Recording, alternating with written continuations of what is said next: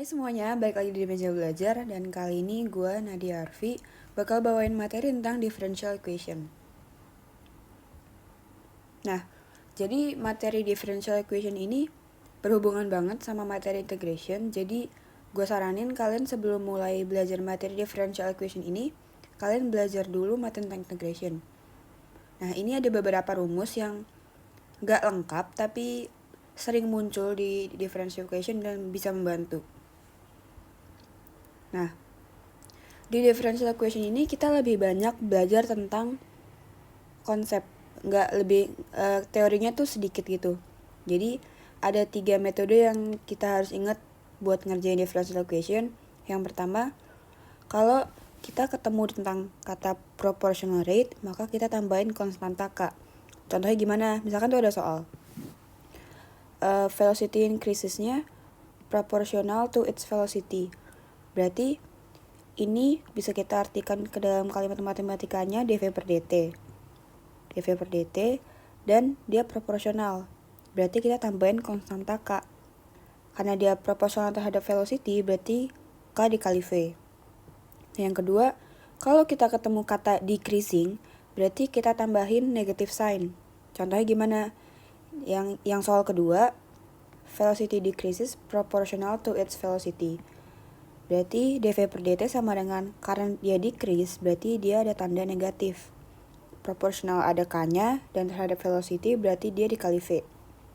Yang ketiga, separate the dx and dy on opposite side and put them on the numerator and differentiate each side. Numerator ini maksudnya pembilang, jadi dia harus di atas. Nah, misalkan kita lihat contoh soalnya gini. dy per dx sama dengan x kali y. Kita lihat dia dx-nya tuh masih di bawah kan. Berarti kita kaliin biar dx naik ke atas. dy sama dengan xy dx. Terus kita kumpulin yang x sama x, y sama y. Berarti y-nya kita pindahin kan. Seper y dy sama dengan x dx. Ln y sama dengan setengah x kuadrat plus c. Gini. Nah, ada dua tipe final solution di differential equation. Yang pertama ada general solution sama particular solution. Langsung aja ke soal biar gue bisa contohin. Solve the differential equation dy per dx sama dengan y kuadrat. Sesuai guide yang tadi berarti kita dx-nya pindahin ke atas kan. Berarti kita punya dy sama dengan y kuadrat dx. Kumpulin y sama y, x sama x. Berarti seper y kuadrat dy sama dengan dx. Kita integralin kedua ruas. Kita dapat min seper y sama dengan x plus c. Ketika ada kata-kata general solution, yang dimaksud adalah konstanta c ini. Nah, sekarang nih kita nyari particular solutionnya. Ini ngelanjutin soal yang sebelumnya ya. Find a particular solution for which y equals 1 when x equals 0. Berarti kita masukin ke persamaan seper y sama dengan x plus c. Kalau x-nya 0 dan y-nya 1. Berarti min 1 per 1 sama dengan 0 plus c. C sama dengan min 1. Nilai c ini kita substitusi ke sini. Berarti kita punya min seper y sama dengan x min 1. Nah, karena tadi gue ada mention kita sedikit belajar teori, lebih banyak konsep, jadi kita langsung aja ke soal.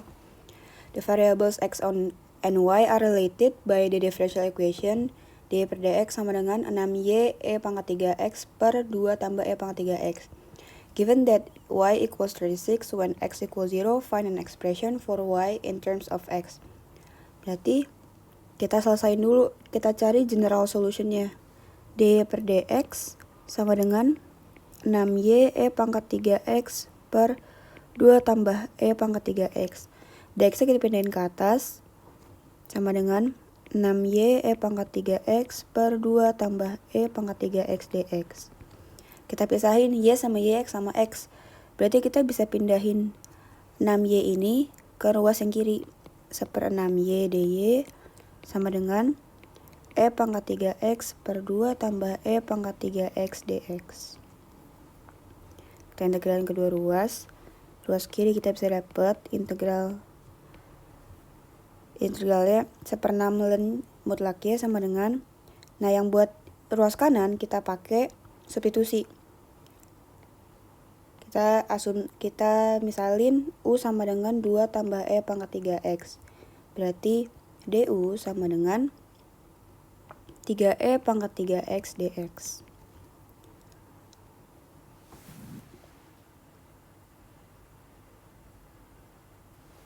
Nah, jadi kita bisa ganti 2 tambah E pangkat 3X dx.